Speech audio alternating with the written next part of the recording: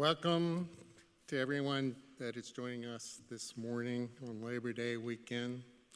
Whether you're here in our sanctuary or over our live stream, whether you've been here forever or returning or just finding this community, we welcome you.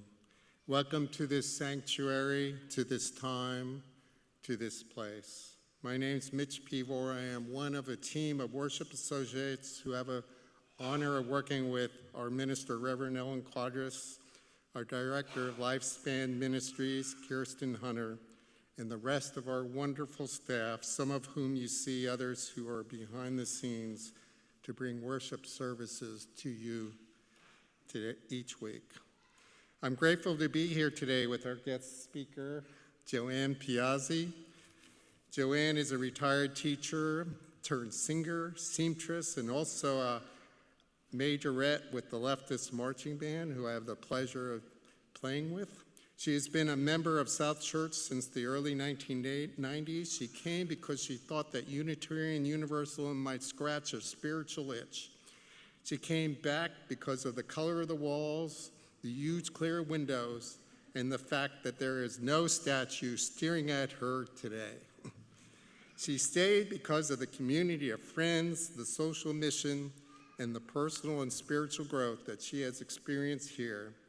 She is very grateful to be here with all of you today.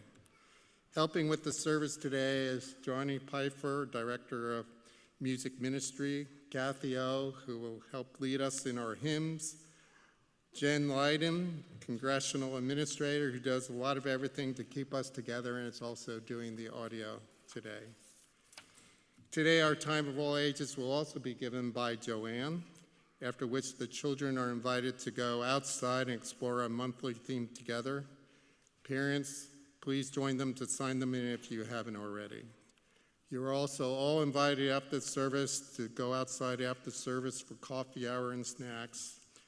There are large print hymnals and listening devices in the back, and an usher can help you with either one. Please silence your cell phones, including me.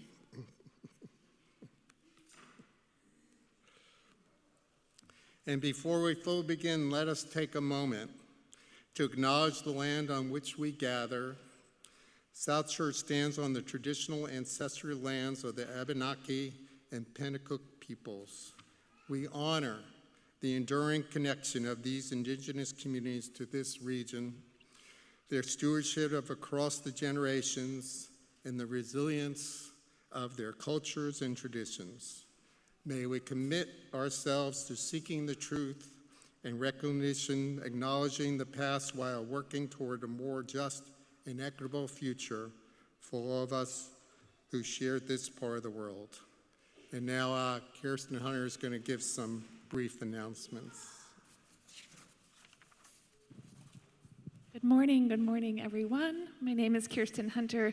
I just want to raise your attention to a few things in your order of service, as well as remind you, next Sunday is Water In Gathering. For anyone who has been a part of South Church for a while, you already know this is our annual returning to a new church year, and we invite everyone to bring water for that ritual that we will be engaged in next year. We'll be bringing new waters from places that we cherish, whether it's your kitchen sink or the ocean or a lake up north. Wherever there is water that is meaningful to you, please bring a little bit, and we're going to add it together with the waters that we have been collecting here at South Church for many, many years to swirl all of our memories and our ancestors together into a stew of love that then becomes our holy water that we'll use for blessings and rituals throughout the year.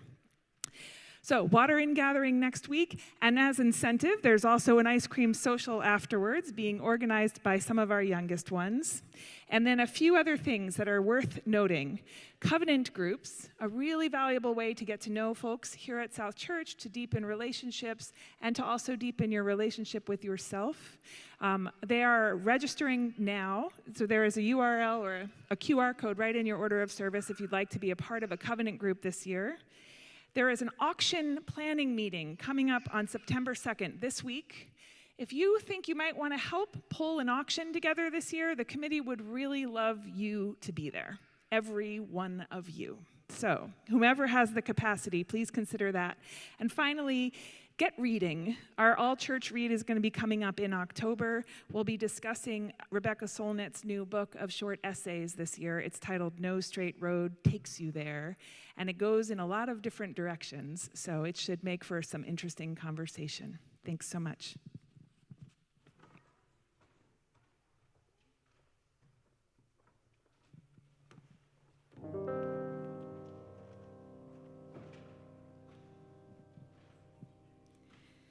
My blood doth rise in the roots of yon oak. Her sap doth run in my veins. Boundless my soul, like the open sky, where the stars forever have lain. Where the stars, where the stars, where the stars forever have lain.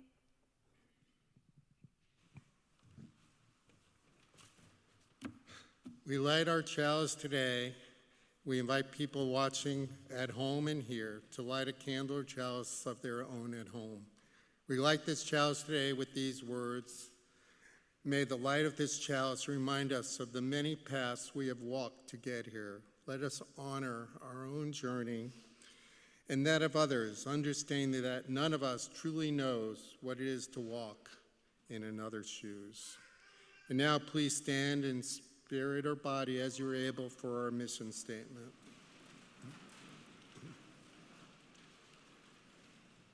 At South Church, we nurture spiritual growth through worship, learning, and community. We celebrate the worth and dignity of all people, and we inspire one another to act on our faith in the larger community.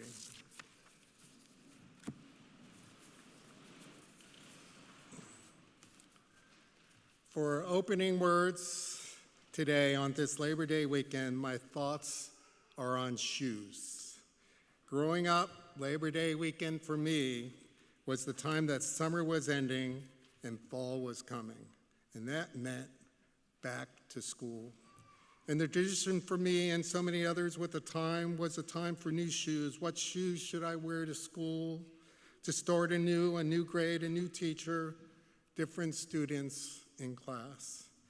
In my elementary and early middle school years, I did not want to go back to school. I wanted summer to go on. For me, I had terrible school anticipation anxiety. My stomach would be in knots, feeling this anxiety, for I was a worrier, asking the typical anxiety worry questions. What if my teacher was mean? What if I'm not getting along with the other students? What if I could not do the work? Oh, if summer could just go on. And this tradition of buying new shoes to start school, the ritual of going to the shoe store and picking shoes to wear to school, this, for me, was common. And I still remember vividly going to the local town's shoe store, the anticipation and excitement of new shoes. What shoes to wear to start anew? Looking at the shoes in the window display, looking at prices and style, what was affordable. And then the negotiation with my mom over price and style. Will this be the year I am finally allowed to wear those slip-on cool loafers instead of the shoes with laces? For these were times that one did not wear sneakers to school, and loafers were believed not giving you enough support would cause you to have crooked legs and feet. And then getting fitted, buying them, taking them home, and then having to wait to wear them until the first day of school. And then came the first day of school. Oh, I was so anxious about the unknown beginnings. But then it was the first time I could wear my shoes. I would look down at my feet and feel comfort looking at my new shoes and say to myself, these shoes will help me get to school. I can do this.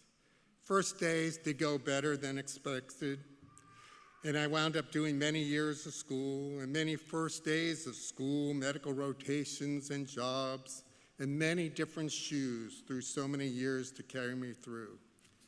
I also think about so many children in the world who do not have shoes, and the children who cannot attend school, and the violence that we live in that making going to school harder. I hope they can look at their feet and have the strength to let them carry them forward. I no longer wear those slip-on cool loafers. Nowadays, I wear mostly sneakers and shoes that tie. They do give better support. Oh, how many times moms are right. And when I get that anxious knot in my stomach for new situations, I still look down at my feet as I've done so many times before, and I say to myself, let these shoes carry me forward and give me the strength to carry on. And I sing to myself, I'm walking, I'm walking, I'm walking in these shoes. Let these shoes carry me on. I'm walking, I'm walking, I'm walking in these shoes. Let these shoes carry me on. And now, let us stand in body of spirit for our opening hymn, 1068, in the Teal hymnal. We're singing verses 2 through 4.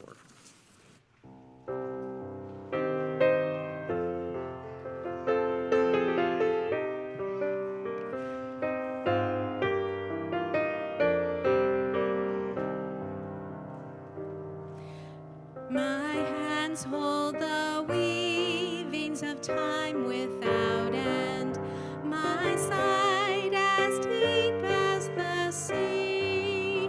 Beating my heart sets the measures of old, that of love's eternity. That of love, that of love, that of love's eternity. I feel the tides as they answer the moon, rushing on a far distant sand. Winging my song is the wind of my breast, and my love blows over the land. And my love, and my love, and my love blows over the land. My foot carries days of the old into new. Our dreaming shows us the way. Wondrous our faith settles deep in the earth, rising green to bring a new day.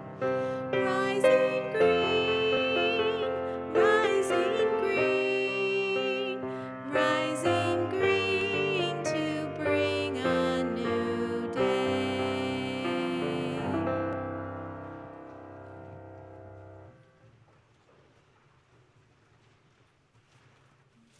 Now, anyone who would like, whoop, are we on? Now? There it is. Anyone who would like to come up and join me for a story, come on up.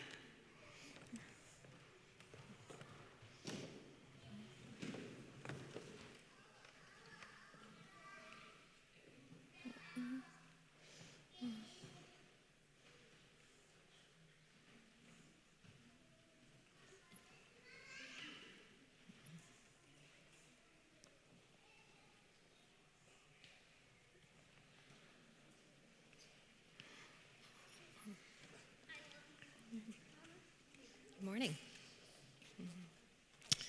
So once there was a man who had just received a load of firewood delivered to his house. It was delivered by a man named Chuck, and it came in a truck marked Chuck's Wood. He had dumped this big pile of split firewood into the man's driveway, and now the man had to stack it up so that it could dry throughout the summer and be ready to burn the next winter. Now it was springtime, and the man had just planted his garden, and he was already having an issue with a woodchuck. The woodchuck had taken up residence under the man's shed, and every morning the woodchuck would come out and go into the garden and eat all of the lettuce and the kale right down to the ground. So the man had this idea that he could solve two problems at the same time. If he were to stack all of this firewood along the edges of the garden, he could make a wall that would be impenetrable to the woodchuck. So he had to first move all this wood. So he got his work gloves on, and he went over to the pile of wood, and he began to chuck pieces of wood over toward the garden. And at some point, he realized that he was chucking Chuck's wood, and that made him a wood chucker. So he just kept chucking the wood, and then he thought of that old tongue twister that goes, how much wood would a woodchuck chuck if a woodchuck could chuck wood? Okay, a lot of you are really good at this, and that's good because you're going to need it. So he kept saying this to himself the whole time he was chucking the wood over to the garden, and then he started to stack it up. And he made a stack of wood about 3 feet tall all along one side of the garden. Now, the garden was in between his house and his garage, so there were only these two open sides that he had to worry about. So he made the wall along one side, and the whole time in his head, he kept thinking, how much wood would a woodchuck chuck if a woodchuck could chuck wood? And he said, you know, here I am chucking the wood, and there's a woodchuck over there. Maybe he needs to chuck some of this wood. So he went out in the yard and he called out, hey, woodchuck, how much wood would a woodchuck chuck if a woodchuck could chuck wood? I bet you can't chuck any wood, you fat, lazy freeloader. Come out here and show me what you got. Well, the woodchuck was very insulted, so he came out from under the shed, and he went over to that wood pile, and he picked up a piece of wood, and he chucked it over toward the garden. Well, this is exactly what the man wanted. He said, okay, woodchuck, so you chucked one piece of wood. That's not very much, but what I want to know is, how much wood would a woodchuck chuck if a woodchuck could chuck wood? One piece isn't very much. So the woodchuck picked up 2, 3, 4 pieces of wood, and he chucked them over to the garden. And the man had to keep this going, so he kept teasing that woodchuck, and he said, all right, that's not bad, but I chucked that whole pile of wood over there. Let's see what you got, because what I want to know is, how much wood would a woodchuck chuck if a woodchuck could chuck wood? So now the woodchuck was like a machine. He kept chucking the wood over to the garden. He wasn't going to let the man get away with insulting him like that. And when all of the wood from the pile was over near the garden, he crept back underneath the shed. Well, so now all the man had to do was stack it up. So he took all that wood and he made a stack about 3 feet high along the fourth side of the garden. There it was, both problems solved. He went into the house to rest. Next morning, the woodchuck traveled in his tunnel that he had dug under the ground, right into the garden, came up by the spinach, and ate it all. He was very hungry from all that woodchucking. And then he went back down into his burrow. You see, the man had not done his homework. He did not know that woodchucks burrow under the ground, and that they could also climb over a 3-foot-high wooden wall if they wanted to. He did not know about the nature of woodchucks, and he thought he could control him. He had solve the problem of stacking his wood, but he hadn't closed the woodchuck salad bar. Silly human. Well, that's our story for this morning. And now we're going to sing you out. You're welcome to go outside.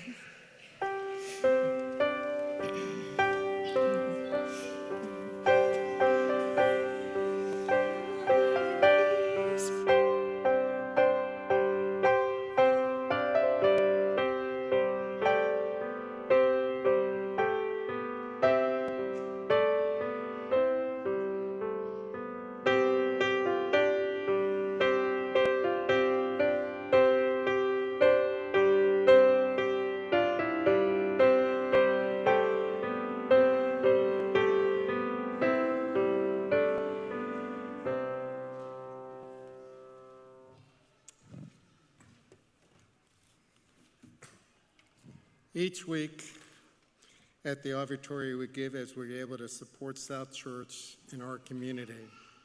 Today is the 5th Sunday of the month, and this is Match Day.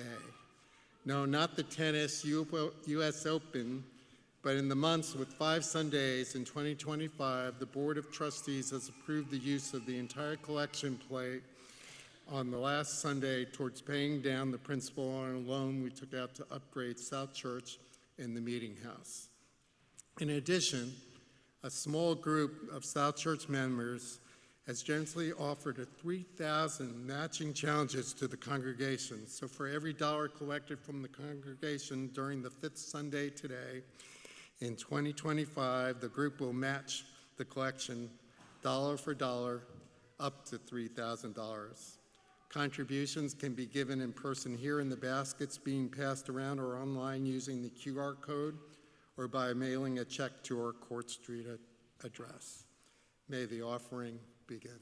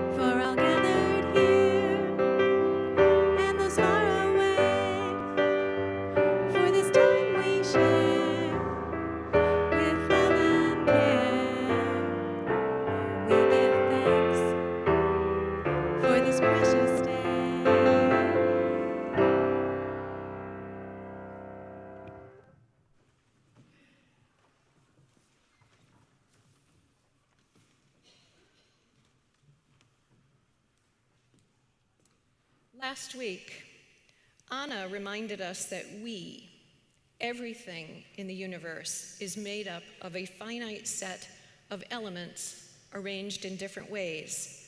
How common and how miraculous, she said. And so, great physicist in the sky, thank you for the sensibility to bind silicon and iron to make rocks that provide our Earth's foundation. And thank you for the wisdom to bind carbon, hydrogen, and oxygen to create the trees and plants that clean and feed the Earth and its atmosphere. And thank you for the creativity to take the same few elements and make lions and jellyfish and chickens and humans. And for the generosity to arrange our atoms so that we have the consciousness to have, as it says in the Bible, dominion over all the earth, in that we have choice in how we behave, often seen in Christian and other religious contexts as a divinely granted responsibility for stewardship and governance. And may we not confuse dominion with domination. Remind us that this earth is a system and that we are but one part of that system, one powerful and vulnerable collection of atoms.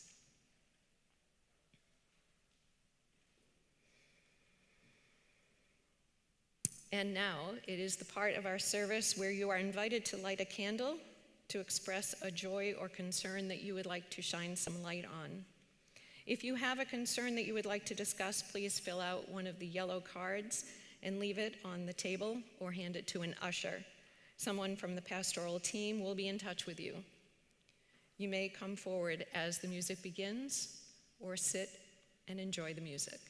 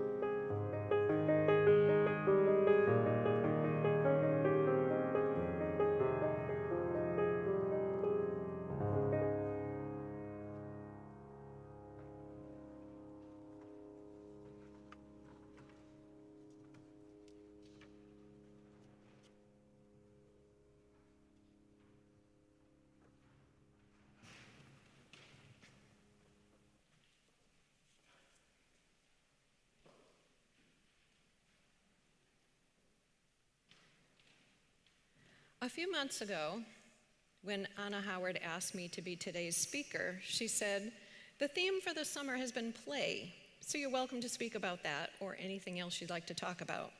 And I thought, play? That's my jam. I love to play. I can easily talk about the kinds of play I engage in, why I play, why everyone should play. It will be easy. Oop. Am I okay? All right. And then Kirsten somehow broke into my head, took all my ideas and put them into her July 27th sermon. I wasn't here, but I watched it a few days later, tipped off by seeing the weekly email that showed the cover of the order of service, and there was a photo of me playing. There is no more to be said about that. So I decided to do what I usually resort to. I'll tell you another story. I remembered part of a story that I came up with a few years ago when I was hosting a regular storytelling event in a gallery in Rochester. The exhibit in the gallery that month was titled Weird Wood, and it was a collection of pieces by North Berwick artist Scott McKinnon. In his walks in the woods, he had found pieces that seemed to suggest faces or animals, and he would carve them out and embellish them and mount them. They were fascinating. I studied them for a while and then was inspired to create this story, which I told a few days later, standing in front of the Weird Wood exhibit. I can't tell a story back there. In the forest, there are many types of trees. There are those trees that stand straight and tall with its branches extended in all directions. There are those that are twisted and crooked, as if they've seen a lot and they're just trying to keep their balance. There are those that are slender and lithe and sweep their branches down to the ground. But there was one tree that just could not keep still. During the day, it stood straight and tall with its branches outstretched, but at night, it would twist its trunk to get out the knots. It would flex its arms, reach up to the sky. And sometimes it would just shake all over and enjoy the rustling of its leaves. The other trees would whisper, "Stop that! Keep still! Behave yourself!" But the tree never paid attention. It always moved through the night, knowing that it could be the next Baryshnikov if it could get its roots up out of the ground. One very early morning, it awoke to some songbirds lighting in its uppermost branches, singing to greet the dawn, and the tree could not help himself. He began to move to the sound of their songs as if he were conducting them.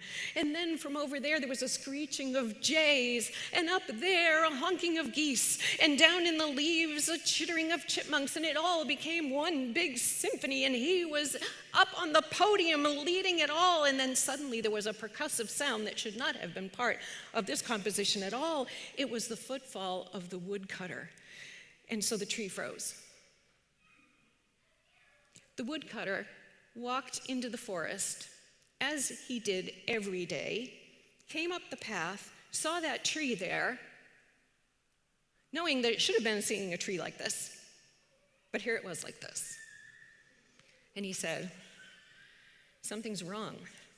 Trees don't do that overnight. I must not be where I think I am." And so he turned and he walked back down the path for a few moments, turned around, came back in again, and there was his tree. "Okay," he said, "all is as it should be." And he continued on into the forest and did his work for the day. He was cleaning up some wood that he had cut the day before, and so he was preparing logs to be dragged out of the forest and trimming branches and putting aside bundles of kindling. All day long, he kept having this nagging feeling about that tree, though. He knew what he had seen, and yet he knew that it was not possible to have seen it. Something must be wrong with me, he thought. At the end of the day, he left the forest. He had big bundles of kindling on his back. He would be giving them to his wife to sell at the market. And he had some poles that he had cut over his shoulder. On his way out of the forest, he knew he would be passing that tree, and he was a little uneasy, almost afraid to look at it, but as he approached, there it was. "All right," he said, "everything's okay." He went out of the forest and walked to his house. As he was approaching the house, he saw his wife coming up the road from the other direction. She was returning from the market where she sold kindling and eggs every day, and he noticed that she was limping a little bit, like maybe her feet hurt. She did walk a long way on this pebbly dirt road every day, and so he decided that he was going to need to pay some attention to that. They went in the house and they had their dinner, and after dinner, she told him stories of the people she had seen at the market that day, as she always did, and he sat next to her and rubbed her feet. He looked over at her shoes. They were old.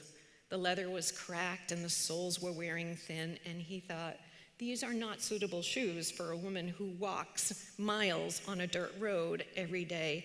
I need to get her some new shoes. He did not tell her what he had seen in the forest that day. He didn't want her to worry about him, but he still was feeling very uneasy when he went to bed that night. And he had a dream. In the dream, that tree, who had never seemed menacing before, was pulling up its roots and reaching its branches out toward him as if it would scratch him or grab him. He awoke in a sweat and could not go back to sleep.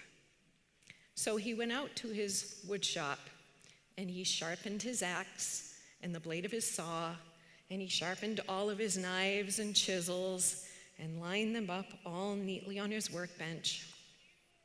And he went into the house to have breakfast with his wife. After breakfast, he helped her collect eggs and load up bundles of kindling onto her back. He kissed her goodbye, and she went off toward the market, and he went off into the forest. As he approached that tree, he saw it standing there just as straight and beautiful as ever. This was his favorite tree. He had cleared around it when it was very small so that it would have room to grow out in all directions. Its trunk was perfectly straight, no burls, no twists, no holes. He knew that one day when this tree reached its full girth, that wood was going to be very valuable. And yet he decided today was the day he needed to cut down that tree. It was healthy now, it was young, but at any moment a disease-ridden pest could attack, or lightning could strike and split the trunk in half. So today he would cut it down. So he took his axe and made the first chop, which just stung the tree a little. The second and third were excruciating, and they became more and more painful until the tree blacked out and fell to the ground. The woodcutter cut off the branches, he put them aside, he cut the trunk into lengths that he could lean against other trees so that they wouldn't be on the damp ground. He began the work of cutting the branches and sorting into different sizes, leaving them there to dry. He went off to another part of the forest to collect some kindling, put it on his back, and began to make his way home. In his arms, he was carrying 2 chunks from the trunk of that tree. The wood was clear and beautiful, and he wanted to make something lovely from these 2 pieces. When he got home, he went directly to his workshop, and he put these pieces on his bench, and he thought, these would make very nice bowls. I'm going to make a wooden bowl for my wife. She would like to have a new wooden bowl. And so he picked up one of the pieces, and he took his knife, and he stripped off the bark, and he began to turn it, and he began to smooth it and shape it. But the bowl, it wouldn't stay round. No matter how he smoothed and shaped, it just wouldn't stay round. This was some weird wood. instead of being round, it was oval. And he decided, well, okay, you could have an oval-shaped bowl. We'll go with that. He took his chisel to cut a hole in the middle, and he began to cut down into it and turn and cut, and this hole that he was trying to make would not stay in the middle of the wood. It kept moving to one side. And he said, this is really weird. This is like clay on a potter's wheel that won't stay centered. And he knew that the key with clay was to just let it be. Give up your control, let the clay do the work and become what it will. So he loosened his grip on the wood, he loosened his grip on his knife, and he just began to work with the wood. He let it become what it would. It became nice and smooth and round and long and pointed, and the hole in the middle was at one end, and he realized he had a wooden shoe. This is the most ridiculous thing I've ever seen, he said. A wooden shoe, that's crazy. And he took his knife and he began to hack and gouge at the top of it, and he threw it down, and he threw down his chisel, and he went in to have dinner with his wife. He didn't tell her what had happened. He listened to her stories about the market that day, and after they'd eaten, he went back out to the workshop again.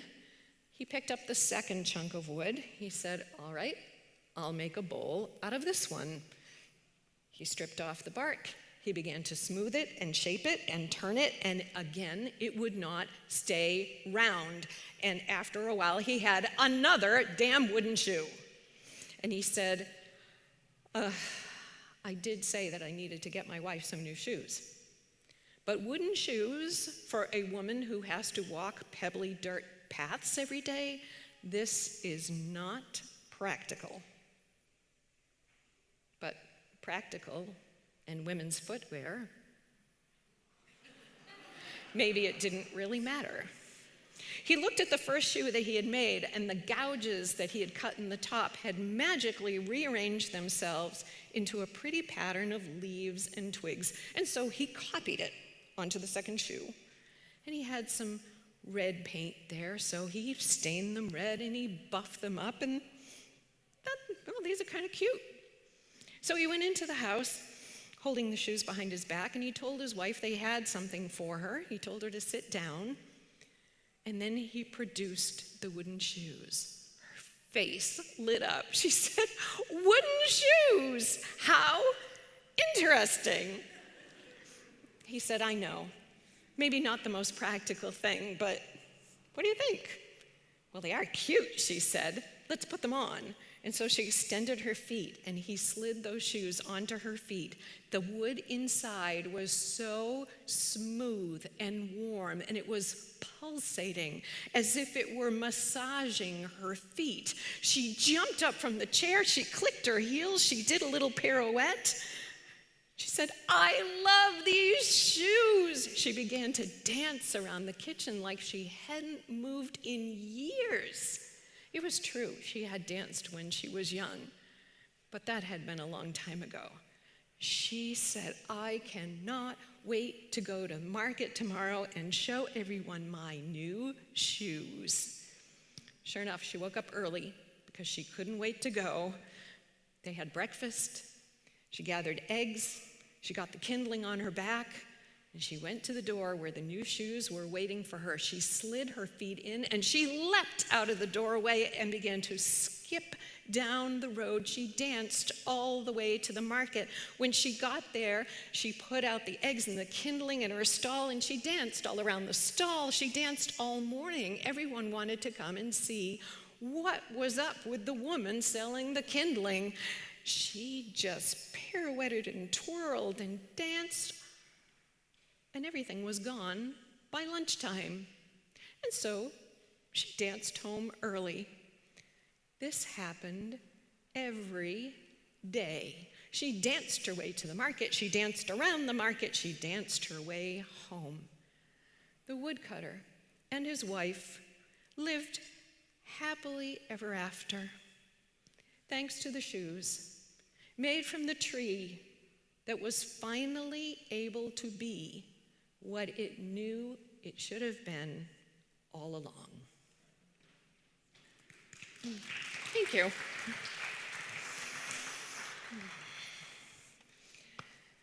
And now we will sing our closing hymn, number 311, Let It Be a Dance.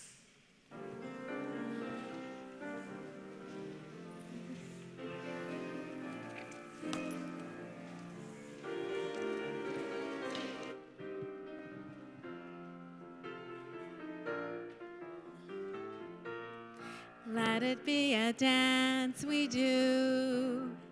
May I have this dance with you through the good times and the bad times too. Let it be a dance. Let a dancing song be heard. Play the music, say the words, and fill the sky with sailing birds.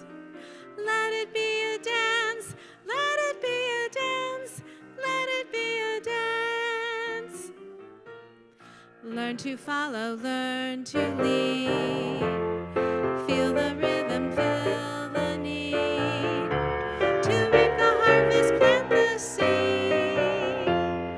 Let it be a dance. Let it be a dance we do. May I have this dance with you through the good times and the bad times too. Let it be a dance. Everybody turn and spin. Let your body learn to bend. And look out when the wind. Let it be a dance. Let it be a dance. Let it be a dance. A child is born, the old must die. A time for joy, a time to cry. Take it as it passes by. Let it be a dance. Let it be a dance we do. May I have this dance with you through the good times and the bad times too. Let it be a dance. Morning star comes out at night. Without the dark there is no light. If nothing's wrong, then nothing's right. Let it be a dance. Let it be a dance. Let it be a dance. Let the sunshine, let it rain. Share the laughter, bear the pain. And round we go again. Let it be a dance.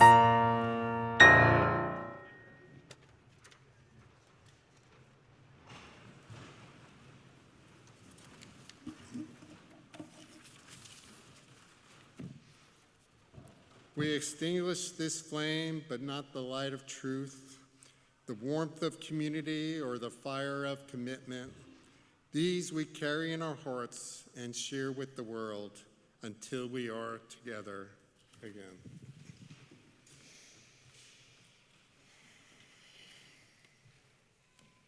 As we leave this sanctuary, let us take away gratitude and humility and the knowledge that we have dominion over our thoughts and actions so that we all may become whatever it is that we were meant to be.